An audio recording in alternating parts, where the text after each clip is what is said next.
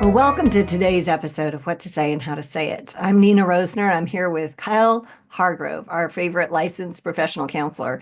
Today, we're going to be talking about is complaining blowing up your braining? Okay, I said that. It sounds really corny, but what's true is complaint, and you may have noticed this because the ever-loving life starts to get sucked out of you when you're around people that do that all the time. Well, guess what? Sometimes we're those people.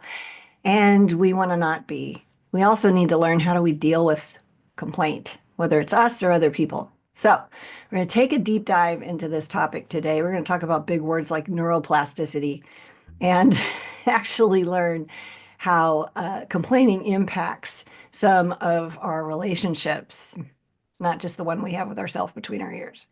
So let's send you over to our website before we dig in too far, greaterimpact.org. And you can grab our marriage assessment and see if you should be actually mentoring couples with us or if you need some help, because that may be a thing. And we're happy to do that with you. Thanks for being here. Kyle, complaint. I don't like it. Is that a complaint? I don't know. I was just thinking I do like I seem to like to complain. You I seem seem- to. Is that by the frequency of communication behaviors? Like I've done that too. Yeah. And you know that it's funny because as conscious as I am about people complaining, I more often than I would like to admit find myself getting on a roll. And it is, and tell me if this doesn't ring true for you and maybe our listeners too. Once I kind of get on a roll, it can be difficult to get off of it. Mm-hmm. Mm-hmm. And it begins to it begins to make a lot more sense to me what chronic complaining can and will do to a person's life, both in terms of their brain chemistry as well as the relationships that they find themselves in, Mm-hmm. or struggle to find themselves in, which may be the case for people who are chronic complainers. Yeah. But man, uh, I will say we are faced with and so much more aware of people complaining in 2025 than we've ever been before. And I think we 100% have the World Wide Web to thank for that. Oh, yes. Like we've come up with things we didn't even know we had Yeah. to complain about. Because we have the forum in which Uh-huh. to, and a lot of people say and do a lot of things on social media that they would not say and do in person with other people present Mm-hmm. because of the potential consequences. That those consequences are erased for the most part when we have that option, and it's epidemic.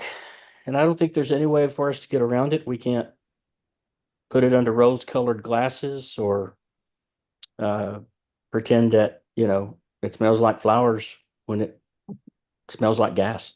Yeah. Yeah. Oh, goodness. The environment that's created when complaining is present is something that I think everybody can relate to. It drains the life out of us. And, I don't know about you, but a good chunk of what I do for a living, and probably more so with you, because with coaching, we have a really low space for complaint. Because if you're in a mindset ready for coaching, you're kind of a growth oriented person anyway. So you're not somebody that's going to be like dwelling on that stuff. Like you're naturally more wired to be. But even so, like I could never do your job because I every couple of hours, even with the minimal amount of complaining that I hear on an average day, I need to go outside and just be around chickens or take my dog out again. They don't mind just because grass and air and sunlight, like somebody just washed this off. It's hard to be around. And there's a reason for that physiologically, isn't there? Yeah, Yeah, what's going on? there is. Well, let's start with a couple of things. Number one, socially, nobody wants to be around a person who is continually on the complaint train. Um, I wanted to say complaint train, but there's no train. It's the complaint train. So, uh, You got it though. yeah. And if you think about it, everybody knows somebody, and like they say, if you're not aware of anybody, then it's probably you. Uh, but everybody knows somebody or has somebody in their family or in their social group or at church, unfortunately as well, where there are people that it's like they need something to complain about pretty much up there on the same level of oxygen, Mm. and they're not happy unless they're mad. Yeah, that's what I meant. That's what I meant to say. They're not okay unless they have something to gripe about. They need a cause, and they can find fault in anything. And that's just, often the habit turns into a perpetual confirmation bias. Mhm. Once you have your mind made up that something's worthy of complaining about, then you're going to find every tiny little detail and crack in the facade that you can, and you're going to make it known. But I think the biggest reason, regardless of what century it is or was, or whether the internet is around or not, the biggest reason that complaining is so prominent is because it's so easy. Oh, yeah. Period. Uh, I even thought that I should probably say more at the end of that sentence, and I realized, nope, that says it. That's it. Complaining happens so frequently and so prominently because it's so easy to do. And stepping up and making effort to identify a solution and then be a part of that solution, that requires us getting off our fat butts. Yeah. Yeah. And a lot of us would rather just sit on it and Mhm. complain. I spent 15 years as a Dale Carnegie trainer. And I think it was in How to Win Friends and Influence People. Dale Carnegie said, and I might botch this exactly, but he said something like, any fool can complain, and most fools do. And then I don't remember how he segued into the next because I was still like, oh, wait, hold up. Ouch. Right? Woo. But real leaders don't criticize, don't condemn, and don't complain. Right. Yeah, we called that the three C's: condemnation, complaint, and criticism. They all kind of go together, and really, it's all complaint, really. It doesn't deserve air. We should not breathe those things into life. Exactly. And the truth of the matter is, and I credit almost everything I know about brain science and psychology to Dr. Daniel Amen, Mm. um, who Mhm. is the guru when it comes to brain health and ADHD and some things along those lines. But uh, some of what I've learned over the past few years about the way a person chooses to vocalize or verbalize their thoughts about something, especially when they're complaining, is that it changes so many different things in the brain. Now, don't hear me saying I am an expert or even completely know what all these words mean because I sort of do and I sort of don't. Well, probably I sort of do and I a lot don't. So if that means anything, a lot don't. I've never heard that or probably said that, but there you go. And you have a master's degree. Like, There you have. like you went to graduate school. That's That's right. fun.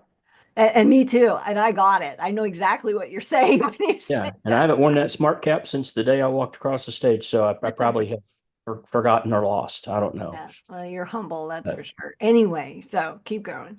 well, let's talk about, if it's okay. I want to talk about three things, three changes to the brain Mm. that happen when somebody complains chronically. Now, I know there are going to be people listening or watching that are going to say, please.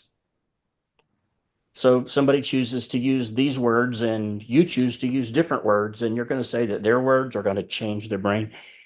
Yeah. And here's one. The brain is capable of changing its structure and its function, Mm. and it will adapt itself to to various different dynamics and the word's not coming to me. What do you call it? What do we call it when what the test subjects? Never mind. The brain is able to it's capable of changing both in structure and in function based on the dynamics that it is continually introduced to. Mm. If these things happen over and over and over again, then however the brain is when it begins, it has the elasticity. And I love that word neuroplasticity makes me sound intelligent, but it just basically means it will bend to the will Yeah. of what we choose to do, because this is in response to repeated experiences, over and over and over things we choose to do on the regular or habitually. And chronic complaining can and will reinforce negative patterns of thought, and it'll create a habit of negativity. And over time, it will change the neural pathways that make it easier to focus on problems rather than solutions. You're making me think of, I had to look it up, the proverb, as a man thinketh in his heart, so is he. And that's Proverbs 23:7. So the inner thoughts that we have over and over again, to your point, shapes everything about us. Yeah. Yeah. And so with that ability to morph into what we basically create it to be, it there's the concept of neuroplasticity, there's the concept of stress responses, and the fact that complaining is a stressor. Okay. If we Mm. complain, we're upset about something, and being upset about something kicks off the stress response, and it can activate, leading to the release of hormones like Mhm. cortisol, which we have for a reason, but we are not, our bodies and our brains are not intended for the release of cortisol on the regular. Mhm. You know, just give it to me in an IV like my coffee. Cortisol wouldn't create a benefit in that way. So I have a question around this, and I'm just wondering, there's certain hormones that you can get addicted to. And then there's hormones that happen and we get used to or comfortable with, which I think, if I remember properly, that's kind of what it is with cortisol. It's not that we're addicted to that physiologically, but it's a way of being that we're used to that feels comfortable. Yeah. And dopamine is so much better. Like I wish we could just throw a switch for somebody and say, yeah, that cortisol thing, you need a little bit of that, but come over here to the dopamine side, the endorphins, the serotonin, the happy Right. hormones, the But the gratitude. cortisol is the chemical, unless, and correct me if I'm wrong, but I believe the cortisol is the chemical that is activated in our brains when we find ourselves in a TikTok hole, or we find ourselves uh, playing a game, or for me, it's working puzzles. I'm a puzzle addict, Mm, um, and when you put it, when I saw the opportunity for working jigsaw puzzles on my iPad. I mean, I can't even talk about it. It made me so excited. But now I have to limit the time and the place, or I will lay there once we go lay down, for the evening. I will lay there and work puzzle for 2 3 hours, mm. because I believe it's that cortisol response. It's like that felt good to kind of complete that section of the puzzle, and it'd feel even better if I did one more before I go to sleep. I And love maybe one more after that, and one more after that. And before I know it, I've started another puzzle because I completed the first one. that. Mm, But the problem is, over when cortisol levels are increased over time, it begins affecting things like your memory, cognitive function, and it has a significant to do with anxiety and depression. mhm. And your immune So, system too. what's that? Your immune system too. Like Yes, cortisol will eat your immune system. yes, yes, for lunch, dinner, and a Yep, snack. pretty much. Yeah. So neuroplasticity, the the response of stress, and then the regulation of our moods is also impacted by the continual chronic complaint train. So mood regulation is something that we're unable to do because the more we complain, the more of a negative outlook we have on life. Hmm. And when your outlook changes, then your expectations change. When your expectations change, you begin looking for problems and looking for difficulties and things that you can complain about. And so the next thing you know, you're wallowing in pits of dissatisfaction and hopelessness and increased anxiety. And all of these things, it doesn't take a rocket scientist to figure out, impact our overall mental well-being. Yeah. So there's things going on in the brain already. And you know what, as we age, our brains, they shrink. And I just want to know what happens with all that space in there if my brain is shrinking. I don't know. It's got to be some empty space, which then would make the things that were said to me as a child true. But I don't know. I don't know. But our brains are constantly changing, just like the rest of our body. It's aging. There's an impact, and the more positive that we can keep it, the healthier it is, because we're releasing the right chemicals, the ones that are positive, that affect our brain health positively instead of tearing it apart. Mhm. Well, and you see that then, with all of those things going on, it starts to impact how we show up in our relationships. Mhm. Or not. Oh, fair. Yeah. Yeah. Because the first thing that I think about when it comes to the relationships is the isolation Mm. that complaining causes. I mean, what are you going to do when somebody that you're around on the frequent basis rarely ever sees the positive in anything or compliments anybody, or, you know, what are you going to do? Well, those are not relationships, that's service work.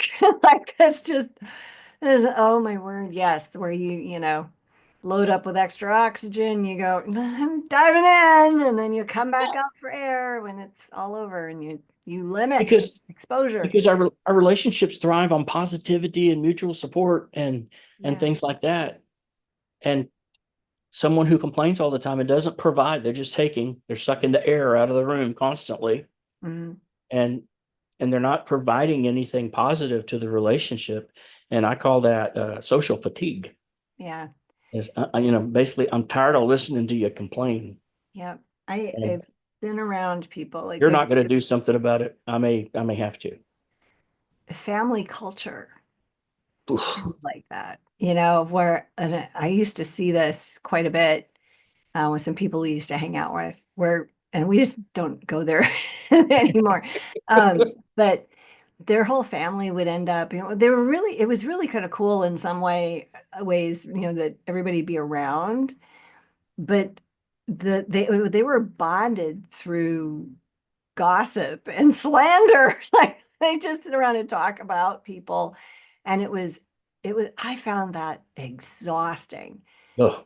I really had a hard time just enduring the environment. I had to, put on a lot of the armor of God and just walk in there. And then, and I sound so judgmental. It was just really hard to be around. And I wish I could have weathered that with, light and love and all. And I didn't show up badly, but I couldn't participate in it, right? I didn't even know the people they were talking about, and I didn't want to after I heard all the stories. Um, but then I also was like, I'd get done with the interactions and feel like I needed a shower. It just felt sticky and gray and slimy, like I was just in hell or something. It was just horrible. And thankfully, and maybe some people we're not in touch with now, if they're listening or going, is that us? Like you would know, like there's no, if you're questioning, like that's not you. And you wouldn't know, like you would be oblivious and be like criticizing me probably right now, but it's just, because you won't see it. But you say that, but this is kind of like maybe two married people have an affair and they leave their families and then even consider the possibility of marrying one another. Mhm. And I don't think that's a lot different than the person that, you're talking about that they gossip and they complain all the time and they're constantly talking negatively about everything and everybody. Do you think they don't talk that way about you when you're not around? Oh, I know they do. Like, yeah, of course. Yeah. So 100%. so if your relationship was born out of infidelity, are you not going to have a little niggling concern in the back of your head all the time that I know, that if you're one of them that participated in infidelity, then you're saying, I know I'm capable of it, and I know that person's capable of it because we both did it together. Hmm. That how comforting can that be? Yeah. Ugh. Yeah. So how comforting is it to be in a relationship with a friend or a person who is constantly doing that? And you've got to know if you have a brain in your head or part of one, that when you're not there, they're talking about you too. Well, and you are 100% right about that. I'm remembering a study that Brene Brown did, and she said that the trust is lowered when I gossip about somebody else to you. I'm giving you a juicy tidbit in this intimate moment, but really I'm also betraying our own friendship because on a subconscious level, I'm probably going to do that about you. Yeah. It decreases trust to talk about other people. Yeah, well, and you're giving me insight to your character. Mm, And if if that's the character that you have, then you're not going to change it when there's possibility of a juicy tidbit about me. yeah. It's interesting. And I don't know what this is in people. I had a call today with a guy that was really wonderful. And but one of the things I walked him through a little prayer process and I don't need to know what God's saying to him and all of that. Mhm. I just need to know when I move on to the next piece, right? And at the end of it, I said to him something about, I'm not going to press you for information. You don't have to share with me. And he says, well, sometimes I want to, and I don't know if that's good or not because, I want the validation. I said, well, I'm not going to side with anybody, but it's okay to be validated, but I'm not going to tell you you're right all the time. Like I'm going to have empathy, which is different. Um, but it's really astonishing. I've got this process that I use with people. It's a crisis management tool. And I've used it in companies and I've used it with individuals and with couples. We don't have to talk about the problem, what actually happened. The details of the thing do not matter because everybody gets caught up in let's get the facts right. But the facts look different depending on where you're standing. And Right? then on top of your own filters and all of that kind of stuff, like they're irrelevant. And people hate that. Yeah. It's a wrangling to do to get to that place, but it's really protective of the relationship. And it gets astonishing results every time I do it. And, but to his credit, he was bringing that thing up. If sometimes they just want somebody to know. And I think we all have that within us. And I think the wisest thing is can we question our own motive around why do I need to share this? Why do I need people to think terrible things about my spouse and side with me? And what kind of insecurity is that? Yeah. And am I doing, and this is the worst one, am I doing that with my kids towards my spouse? Like you Yeah. want to really screw up your family, go there. Well, and just FYI, when we get stuck on the details and on the facts that never match Yeah. up, a lot of times what that is it's a jockeying for position. It creates an opportunity, breadcrumbing, I call it. Mm, They're throwing breadcrumbs out there to see who will come and eat their breadcrumbs. They're trying to see who will agree with them mm, and their version of the facts, mm. or the minute details of a situation. And you're sitting here saying, well, they don't matter. That person is going to be nuts when Oh, they they see are. you. Yeah. I'm not much fun to argue with Yeah, they're because, gonna hate you. They're not gonna like well, it at all. I mean, it depends on how I handle it. Because if I tell them I don't care about the facts, yeah, absolutely. If I say, I'm sure you've got a perspective around this, you're entitled to that. Like you can think whatever you want to around it. What I want to talk about is this thing over here. Can we do that instead? I don't Yeah, have to the change. And it, solution. well, we get really caught up in, I need them to see things the way that I do. Yeah, no, you don't. You think you do because that makes you feel like you're winning something. You're not. You're not. Because if you're making them lose by changing their mind, the relationship is losing. Yeah, So it's not about the facts. It's like, can we have a heart connection here and talk about this in a way that is completely foreign instead of doing what you see on TV that never works? right. Well, and that, I think that just perpetuates the conflict. Whatever conflict was being brought in that's being complained Right. about, Yep. when we have to go and say, well, to be fair, uh, such and such did this too. If you're going to say that about me, all right, but to be fair, they got to point that finger back the other way, and they got to even the playing field so that they're not, tilted on the bottom side of it. But remember that people who are obsessed about fairness and everything being equal and level Yeah. typically carry with them a great deal of resentment. Yeah. And so that's a con a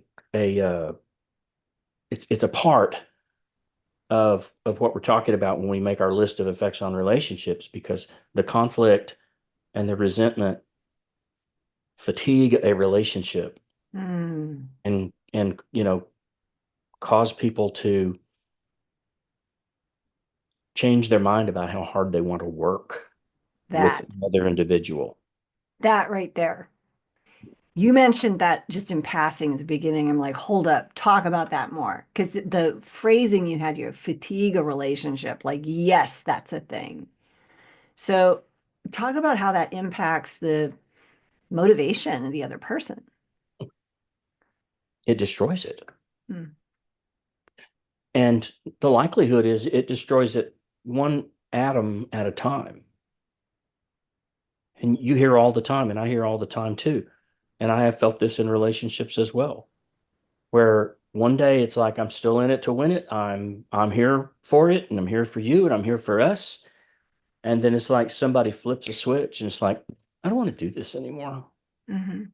I don't care how committed I have been to it. I don't care how much work's been poured into it. I don't care how much sacrifice. I don't care anymore. Right. And that is a very common place. And I'm always in the back of my mind watching, especially in marital therapy, I'm watching them both, but it becomes evident early which one is going to be the one to say, I'm tapping out. Right. I'm done. I don't have anything else to give this. Hmm. I've given it everything I have. I've done everything I know to do and that I've been told to do. Right. I, I've been worn down to nothing Yes. with the constant complaining and the unwillingness to stand up and work.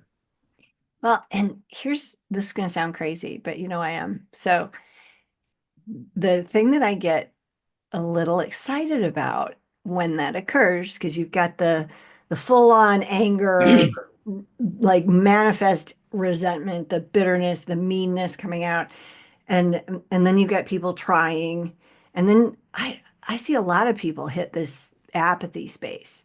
Yeah. And if they can just allow, like if they can have a funeral then over the thing they wanted so badly and tried to work so hard to control to happen. If they can just go, okay, God, you know what? You've allowed this. You have a reason for this being the way things are. What is you want me to learn here? How can I have the compassion of Christ and a solid identity where my sense of self isn't being destroyed on the daily by this person? How do I move through that? And the people that can figure that out end up over in the compassion of Christ and the ability to bring joy and shut down the complaining. Because I think we have, this is going to sound really probably maybe not submissive. Um, I'm all ears. yeah. Um, if we define submissiveness as being open to people, but closed to sin still, right? Because we're not supposed to submit to sin. But we are to submit to one another out of love for Christ.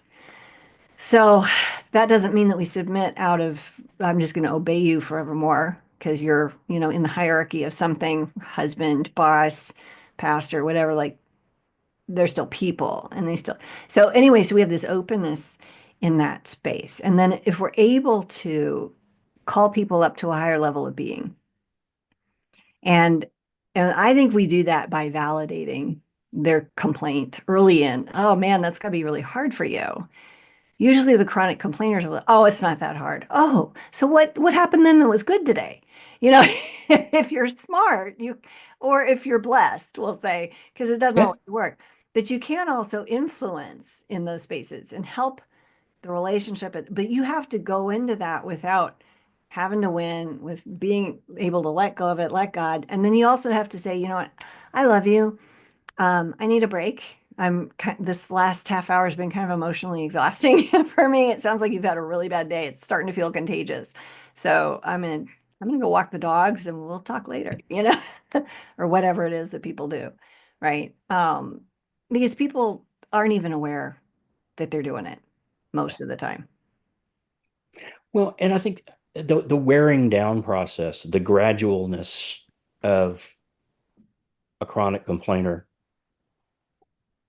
can cause a person to actually, if we could watch it on paper, we would see Hmm. the drop in empathy and understanding.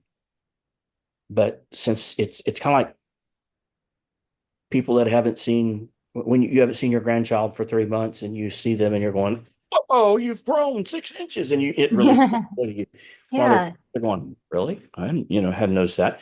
But that's because they're there every day. Oh, the frog in the boiling water. Yes, That that's right. thing. Yeah. Yeah. So it's a slow process, and it's just a ticking and tearing away process. But when you wake up one morning and you go to your uh, dynamic of having empathy and caring and understanding your spouse, whether you agree with them or not, and it's gone. That is a crisis. That is a critical place Yeah. in a relationship, any relationship, but especially in a marriage. Yeah. Because once one individual no longer has empathy, no longer cares to understand, because it feels like everything they do to try to understand and try to see things that person's way is either shot down or it's complained away. Mhm. Um, that's where this fatigue comes in, and we can't give it enough time or attention. And this is if your body is fatigued, hopefully you're going to take notice of that and you're going to begin Yeah. doing something about it. You're going to begin feeding it what it needs to be fed, giving it the rest it needs, and giving it the activity that it needs in order to get it balanced again. But man, there just seems to be a point when, and there's a lot of other words that we could use for complain that we probably are not airworthy for this. Yeah. But when that is all we face, or when that is something that anybody in any relationship, that's their MO, and it doesn't matter what it is, they're always going to see the negative in things. Um, there has to be a whole lot of other good things about that person to Hmm. the playing field and make me want to stay in, as a friend to them. Hmm. Or, I mean, I've disowned my children many times, but They've never known dogs come about back it, when but they need money. So, yeah. that's, Yeah. Well, but and I think maybe, next episode we should dig into what do you do when this is your reality? Because this sounds so hopeless. It's like, no, it's not. It really no, is. Is it a crisis? Absolutely. And if you don't do something about that, you're going to blow up your relationship. And you have a responsibility of creating something different there. And you need to. Your kids want you to. They don't even know what they want or what that means. But Right. we have an obligation to sort our way through that. And at the same time, we need to recognize that not everybody will see that if we're the ones that are complaining. So not everybody's going to be up for taking that challenge. Yeah. So we don't want to be that to somebody else. We don't want to cause that exhaustion, that fatigue for people. So, and that's, one of the neat things I like about cognitive behavior therapy, which is your emphasis, your training, how do you, specialty? What do you call it? What do you say that as? What I do. Yeah. Okay. So yeah, thanks. I thought there was a special word. So, but the cognitive behavior therapy ties the brain stuff to the behavior, and your life can actually be different as a result of what you do upstairs. Yeah. So I want to put in a plug for you, but I know I want you to wrap this up for us tonight. Uh, what do you want them to walk away with, basically? You know, I hope that if you have felt your toes stepped on or your fingers mashed by this conversation, like, well, people have said that I complain too much, and like I said, if you're the one, you usually don't think so. But by the same token, if you listen and you open your heart and your mind to the possibility of being culpable in this area, understand that, we can help we can help paint a picture for you. We can identify the faulty thinking that causes you to feel like the universe is against you, because it's not. And the truth of that matter is, hopefully we can find creative ways to say it. None of us are that important for the universe. The whole thing just to gang up on us. Right, right. So understand that there's light out there, and there's the ability, just as much as we can cause our brain to change, we can cause it to revert, or even go a completely different direction it's never experienced. Brains love an adventure. Mhm. Brain says, let's go travel somewhere we've never been before. But you have the ability to, if you have the discipline, and I'll take discipline over motivation any day, because sometimes the motivation is just not all there, or it's Mhm. wishy-washy. But Right. discipline is either there or it's not. Mhm. If we have the discipline to do that and trust somebody that we know enough to follow some instruction and uh, see the truth about things, and correct our thinking. And that's what cognitive behavioral therapy is all about: Yeah. identifying the faulty thinking and replacing it with what works because it's true. Yeah. I love that. I love that. So if you live in the great state of Texas, Kyle's your man. And you can reach him at Kyle Hargrove LPC. It's KYLEHARGROVE as in professional, C at gmail.com. So be sure to reach out. And if you're in Texas, grab him, get going on this. You do not have to stay stuck. And we want you to hit that subscribe button. Stick around for the next episode because there'll be more things for you to learn about how to deal with conflict and better your relationships. Thanks for popping by.